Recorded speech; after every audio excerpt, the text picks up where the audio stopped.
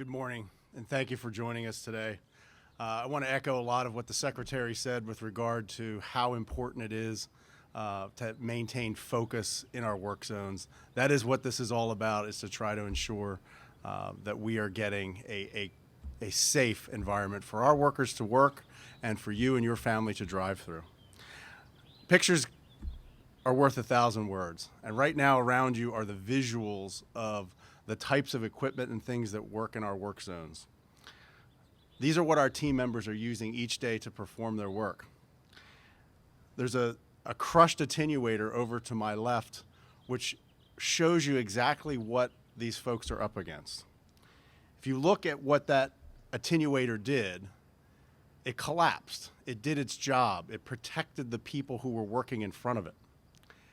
But if it hadn't been there, if it had been some humans that were working there, I can only imagine the type of tragedy that would have involved for all of the family members who know and love that worker, for all of their coworkers who stand day by day with them, for their supervisors whose job it is to protect them, and for the motorist who for a moment thought that whatever they were doing, wherever they were going, was more important than simply paying attention to what was happening, following the rules that are set up to provide safety in those work zones, and simply acted as human as we would hope they could.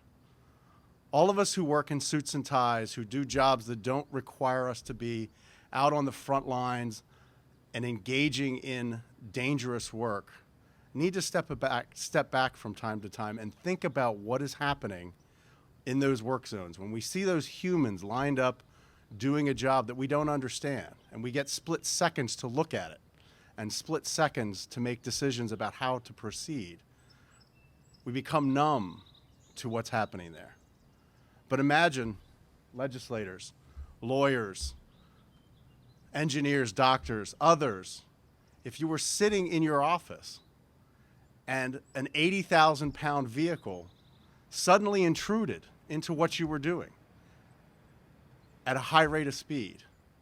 How could you possibly think you were going to do that job day in and day out and do it successfully? And that's what our folks are dealing with every time they're out on that roadway.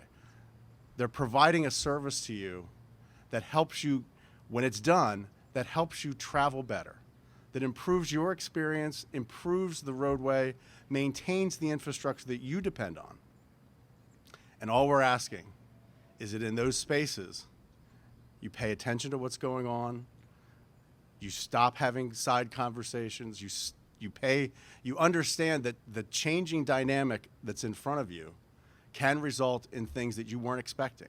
We all know, no one expects to stop on an interstate highway, but it happens.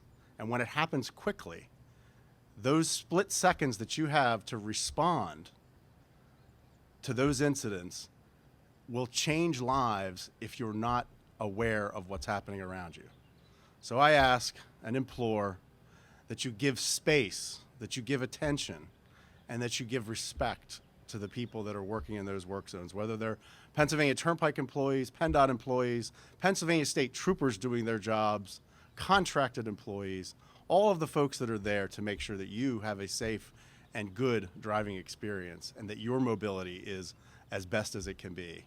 That you give those folks a brief few moments of respect to ensure that they can go home as they need to each day.